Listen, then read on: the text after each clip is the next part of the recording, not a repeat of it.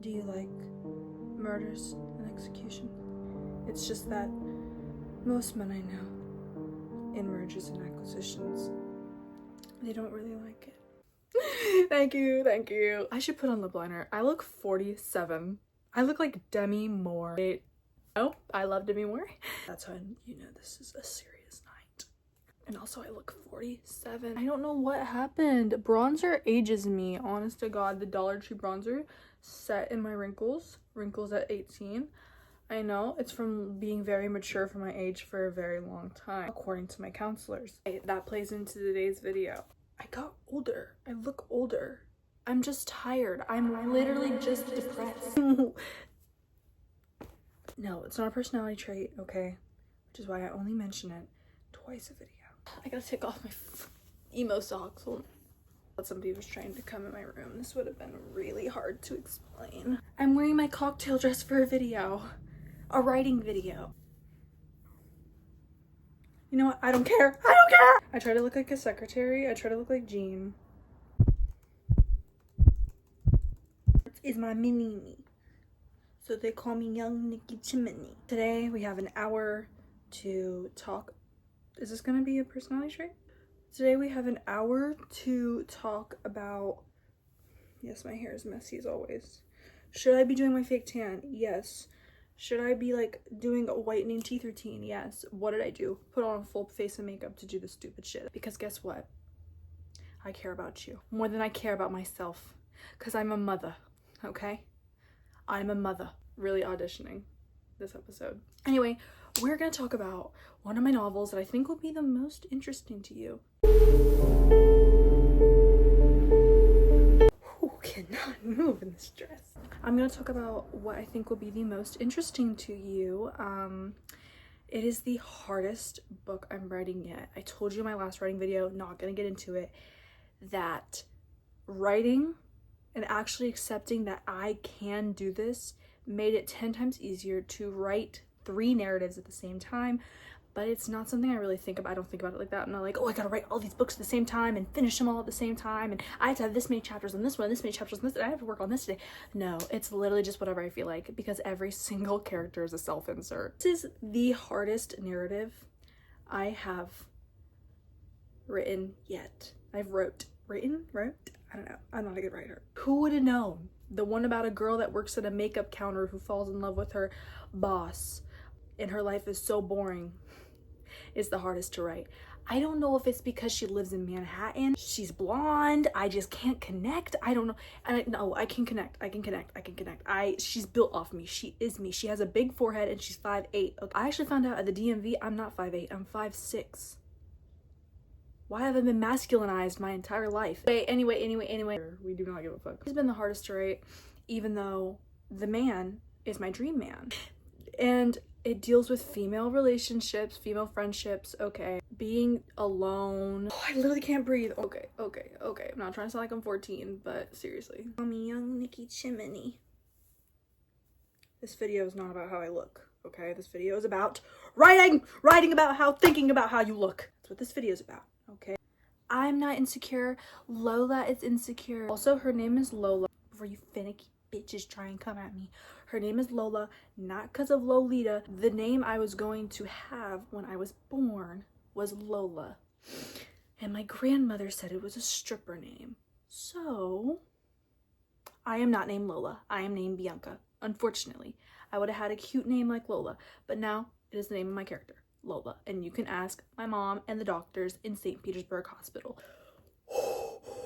I don't know if it's the energy drink and the coffee or this dress, but I seriously can't breathe. Me and my business meetings about mergers and acquisitions. This book is depressing. It's also funny. It's also fun. So when again, this is really hard to write, not because it's depressing. It's hard because when I write it, it's so much easier to write as a man because it's not you. That's not you. You have so many layers of distance. What's it called? Like a layer of that's not you. Like, if I'm writing as an 18-year-old Jeremy who is a man who lives in the Midwest, that's not me. When I'm writing as Lola Marie, who is 5'8" and has a huge forehead, and you know, the only thing that sets us apart is she's blonde. It's hard. It's hard to basically feel like you're writing your diary. I mean, that's so weird because I've never been beat a day in my life. I have never felt, and you could probably tell by my personality, I've never felt a hand strike me. Yet it's easier to write a character getting beat than to write a girl who has a crush. What the fuck? Or is it just me? Let me read this to you. I'm just gonna flash random images that are like on the Pinterest board when I read because I don't like to look at my reading face. I have like 2 little introduction things. I'll read these 2 to you just to give you a feeling of what we're getting into. I am so empty. Every ounce of childlike creativity has been forcefully removed from me. I am unwillingly filled with fear, hatred, guilt, immense guilt, obsessive compulsory thoughts, embarrassment. I was not made for design. I am a model. Something for idea to be projected on. The vision of someone more dominant than I, observed and never touched. Listen, it's not all my thoughts. Like, I'm writing a character. I'm being for real. I'm not trying to write Jeff the Killer. This is an event. All of my stories, let me tell you, all of my stories are a real life emotion I felt, and then you crank it up to 1,000. That is what my stories are. And that's why they're all crazy. I'm 21 years old, I'm 5'10", and my name is Lola. 5'10", damn girl, no, I took that down a notch. Cause your man only 6 foot, maybe I need to make him 6'4" or something. At the DMV, I feel a little confident. I can't breathe. Okay, anyway, I'm 21 years old, I'm 5'6", and my name is Lola Marie. I live in Manhattan. I work on the 4th floor of a department store. I'm an aspiring model, but everyone is an actress. Everyone is a model. Everyone is a singer. Everyone is a dancer. It seems more and more every day that pool gets bigger. So many are getting admittance that it seems easy. But if it were that easy, you'd be a model too. It solidifies to me that in fact, you and I are not special. We are different, but everyone is different. No one is special. Whatever little glimmer in your eye you have to be a pop singer is shared by hundreds of millions of thousands. I have a bright future ahead of me. This book is for girls who got told they were their most interesting student by their counselor. I don't want to stop. I'm acting like a 2020 person. Acting like a Discord person. Oh, British accent, really 2020. Okay. So yeah, as you can see, Lola is the most insecure person on the planet. Another reason why I thought you'd like this novel. Love that. I'll tell you the characters. Lola, main character, obviously. We know her. We got it, bro. Mr. Monroe. M-U-N-R-O-E. Can't have your references too blatant, okay? Mr. Monroe. I don't know how jobs work. I, honest to God, don't know how jobs work. I'm not gonna say that. When I wrote Chris and Billy for Man in the Box, I don't know how you work a Waffle House. I don't know what's in being a manager at a Waffle House. All I know is Papa Meat's videos about things in the 80s, okay? That's all I know. So I don't know about, like, can you work day shifts and night shifts? Can you, if you're a manager, do you even go on the floor? Do you, like, what? Anyway, he's the manager? Building owner? I don't know. One day he comes in and he's like, my office is in here now. I'm the owner of this building, but I've decided to move my office in here on the 1st floor of this department building so I can overwatch y'all's business better. Okay, that's it. She's already been working here and he just comes in one day. It's not like one of those things where she's like gonna kill herself and then she sees him and she's like, I'm not gonna kill myself. It's like literally just like this guy shows up and she just is so obsessed with him and it's all she has. And There's Nothing Left for Me is more of like her tone in the beginning of the book. It's not like something where, you know, he dies or something. It's not Brokeback Mountain. It's not like a gay, tragic love story where, you know, we could have had everything. Sorry, squeaker. Yeah, it's not. I don't want the ending to be tragic. Basically, it is the female experience. And I got away from the characters. Mr. Monroe, very nice man. In some parts he's written to be sounding like literally she's interpreting it wrong. How many times do I have to say my books are about interpretation? These characters interpret literally everything wrong and she's like, he's making fun of me, just like every other girl does, okay, when a guy likes likes her, right? It's like, oh my gosh, no, he's probably just making fun of me. She's a bullied girl. And here's the thing, I've been waiting to talk about this. Wait, no, my characters. Stephanie. Stephanie is Lola's best friend. Again, when I write Stephanie, I don't want y'all to think this is a stand-in for Madison. Madison's my best friend, and she's on the channel all the time. This is not. This is a stand-in for all the terrible girlfriends I've had, okay? That's kind of Stephanie's thing. Lola needs her because that's her best friend, her only friend, but also they be beefing, like dead ass. Like, yeah, Stephanie's always like, he's ugly, he's not even cute, Mr. Monroe's not even cute, and Lola's just like, thanks, Stephanie. Don't know what the fuck I'm supposed to do with that, but thanks. But of course, Lola's like me, and she doesn't say anything. Pick your battles. Lola is one of like the many women that work at the counter. It's like a Dillard's, okay? A Dillard's. I wanted this like early 2000s, like Wall Street, but it's a department store. So like fancy, you know, it's like fancy, but it's not too fancy. She's not working at like Dior or something. No, she's selling Dior, but she's not like in a Dior store, you know what I mean? So it's like mundane. It's still mundane. It's not somewhere super duper exciting to work at. Like the most exciting part of her life is, again, drinking Red Bull and drinking Red Bull and watching MTV. I had this whole ideology, like this princess ideology, that when a girl is isolated enough by the rest of her peers, male, female, she starts to convince herself it's a good trait. And it's the same thing parents do, where it's like, they're just jealous of you, honey. And no, the boys don't like you because you're not easy, you know? And it's like, yeah, that's why there's absolutely 0 guys with an interest in me. Right, yeah. That is what it, like, the princess ideology, that you do it for so long, you start to convince yourself that it actually makes you cooler. It actually makes you know, the same thing everybody does with anything, right? It's like the people partying and like having, you know, doing whatever they want are probably having more fun than you, but you'll convince yourself that you're better because you're not doing that, because it's the only thing that doesn't make you feel bad about not going to the party. You know what I mean? Mr. Grant was a beautifully simple man. He was accessible looking. Even at 6'5", he may be slightly underestimated. He wasn't handsome in the clean, effeminate, model-esque way. Not like when you see Channing Tatum in a film. Mr. Grant was there. This is when his name was Mr. Grant, not Mr. Monroe. You could see the tan on his forehead and how his skin stretched across each cheekbone. His face wasn't clean-shaven like most models. He didn't always wear suits like a playboy. He could have been your neighbor. You could meet him in a store. You can imagine what car he drove. He was so enthrallingly plain. His hair was the color of mine before I got it dyed.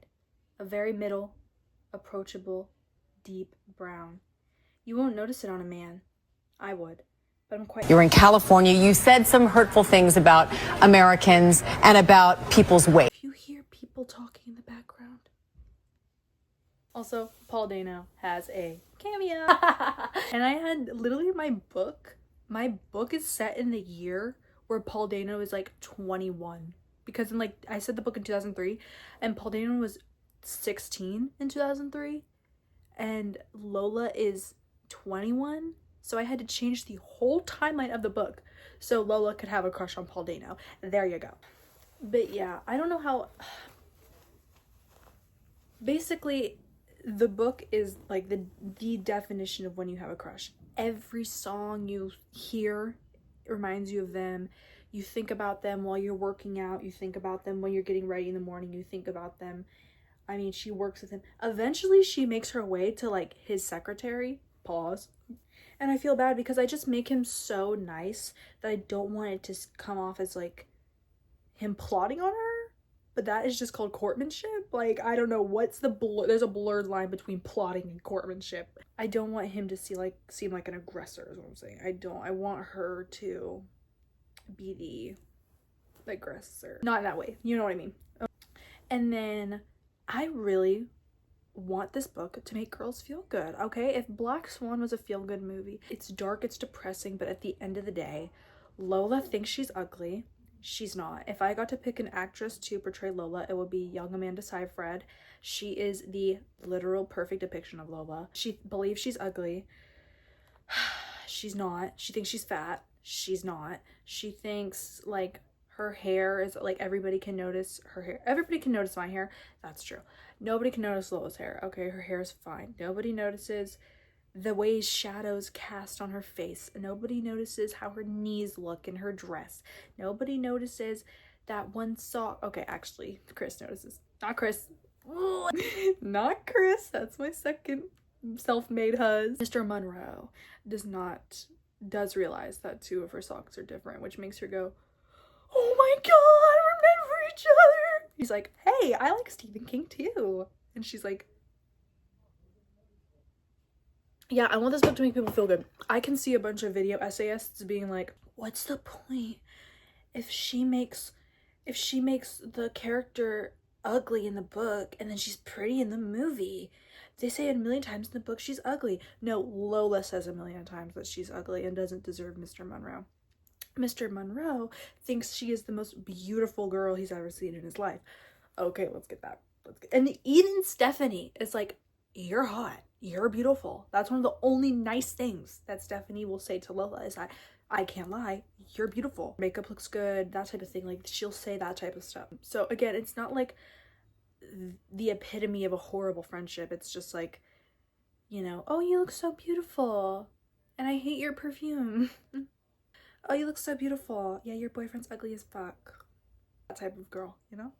Or like listening to her music, using her perfume, you know, that type of thing. Is that Lola isn't ugly. Lola isn't, you know, Lola constantly gets complimented by like the girls in her life, like her mom, Stephanie, people in the store, but she doesn't get complimented by men. So she basically thinks she's useless. And not because she's some woman hating trad wife, okay? It's because she's never had a boyfriend.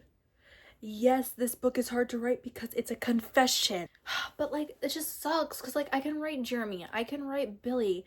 Why can't I write Lola like steadily and like not just when I feel like it? Like I can get on my work hours, clock in and be Jeremy. Even though there's some times where I feel, you know, I'm living through as Jeremy. I'm living through as Billy. I sound like a DID 2020 person. That's why I didn't want to explain to you my methods. My methods are method acting, by the way. And it's not something I have to force myself to do. It's like literally I'm just like, oh, Billy would do this. Oh, you know, like this. I make everything more interesting by thinking about how I would write it. Doing things and then using that inner monologue in my head, and I'm just standing there writing everything I'm doing, and then usually I go home and I use that. That's why they say write what you know, because I can go and write Jeremy doing chores. I can go and write Jeremy doing the dishes and tell you exactly how he feels. I can tell you how cold the floor is. I can tell you how many pairs of socks he got on. I can tell you what a locker room feels like. I can tell you how it feels to play softball on a field. I can tell you how it feels to run the track, which is why it's so easy to write a high school character. And then Billy, not hard to write a not high school character because he's working a job and he is not going to college. Hello. Working a department store job, which I kind of know about, makeup counter and perfume counter. I know that, okay? In Manhattan, she can't have a car, you know? Billy and Jeremy both have trucks and they just drive through fields. Like, I know that, okay? I don't know Manhattan. I have to like go to Tampa or something to understand city life and take notes or something. The only thing I know about New York is American Psycho. Bless you. Bless you. Because I don't want, because this is like Secretary. Don't you see when you try to watch Secretary that all they say is like, oh, the first 50 Shades of Grey, and it's like, why? Bless you. Why is that what this movie is summarized to? But literally, bless you. If you've read American Psycho, you know Jean was like actually obsessed with Patrick and only wanted Patrick. And this is kind of like American Psycho if it was from Jean's perspective, but I'll say it again. Mr. Monroe is not a creep. Mr. Monroe is not a serial killer. Mr. Monroe is not evil, okay? He's literally just, like, every time I make him call her baby and they're not dating, I'm like, am I writing a weird guy? But I would love that shit, so it's not, right? Does it matter?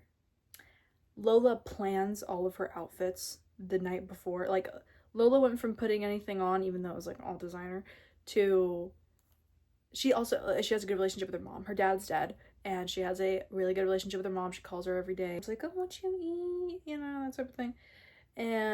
But anyway, she like plans out all of the outfits she's gonna wear. She, you know, looks for papers with Mr. Monroe's handwriting on it. It's just, it becomes like the center of her life in the least weird stalker serial killer way and in the most secretary way. I started writing this, let it be on the record, I started writing this far before I watched Secretary. I started writing There's Nothing Left for Me in freshman year as a short story, a 5-sentence horror story for Halloween, where it was about a man who worked a mundane job. But basically, I wrote it about a man who's a serial killer and works a mundane job, right? It transformed into woman who has a major crush on boss and who also is like an obsessive freak. Not a freak and like a I don't want you guys to think she's like a freak. I mean a freak like, I don't know, like constantly imagines every single song she listens to be, imagines him in the kitchen with her while she's doing whatever, you know, like that type of thing where like she's just so alone all the time that she can do whatever she wants. It's really just about isolation and like limited contact with people. That's really, really the center of it. It's not a serial killer. Like in her head, she's like, I am the most evil person ever for thinking any of this, because, you know, she's just like, he's nice to me and I make that a weird thing. I make it weird. I'm the man. I'm acting like a man and he's the woman. That's so horrible. I'm a man. She's very princessed, okay? That's the ideology. Princessed ideology. And I mean it, okay, I mean princess ideology as in you live in a tower, locked in a tower, and you have to wait for Prince Charming to come and save you. That is the princess ideology. I don't know. I just needed some weird shit like that for my book. And tell me I didn't tell it exactly right. Yeah, so I have one about the Midwest with teenagers facing a serial killer. I have one about a man convincing himself everything is evil and having like psychosomatic illness, and one about a girl who completely obsesses over her boss and convinces herself it's like the cure-all for everything, and but also it's very evil that she likes him and very perverse and very bad that she likes him, and she has to push it down. And he's just like, hey doll, want me to shine your shoes? She's like, not because she's like religious, she did go to Bible, she is religious technically, but also she does go and see a psychic. She's like, tell me now if he wants me. Okay, I definitely didn't say everything I could say about the book, but I did read you a lot, and that's gonna be super hard to edit, so I hope you like it. The aesthetics, you know what I'm saying? Like early 2000s runway, not too much 90s, like mostly 2000s. I like the mid 2000s iPod vibe, like, you know what I mean? I'll have to put up a bunch of photos. Not super niche high fashion. I'm not talking like, she's not like super duper uber knowledgeable, okay? She's like, you know, Ralph Lauren and Dior. She was probably kind of poor being raised up, and so that stuff is high fashion to her especially, and it is like the early 2000s, so Ralph Lauren wasn't in like TJ Maxx yet. Pink, white, silver, a lot of white, very boring, basic, clean. Apartment is like if a beige mom and a teenager like had a baby. I have a room like all mapped out in my mind. There's a playlist. Oh, I didn't even talk about the playlist. There's a playlist on a Pinterest board, but you knew there was a Pinterest board. Didn't tell you there's a playlist. One of the most bomb accurate playlists I ever made in my life. Oh my god, every song on there has been chosen very extremely carefully, extremely accurate. Okay? Very, very proud of that playlist. Yeah, I love that. And she listens to all of those songs that are on that playlist, which is hard. I want her to like actually be listening to it in her iPod Nano, but half of those songs, some of those songs didn't come out yet. Like Lana Del Rey would probably have to be a background song instead of, I'm talking about a movie. Okay, when I get a movie deal, not if. But yeah, I learned that you can just self-publish stuff and absolutely no one wanted to read my book. So, any of my books. So, you guys do. I'm saying nobody in my life wanted to read the book. Aside from, I read everything to my mom, but I cannot read this one to my mom, which has made the process even harder because she's so freaky. So yeah, it makes the process harder to write when you can't tell anybody. On top of everything I already tell Madison, she doesn't need to know every single one of my, pages of my book. It's like telling your husband every single thing that happens to you. Like, they do not care. What's my book? This shit is gonna be so hard to edit. Oh my god. I actually promised I would never do another book video after I edited that book video. That took like 3 weeks, mostly because of school and because the need to put something steel and metal between my teeth. But yeah, I hope you liked it. I know a lot of you were excited for this one specifically because it is about dating an older man. Yeah, I wish I could read you the more embarrassing parts, but you're gonna have to pay. You're gonna have to pay for that.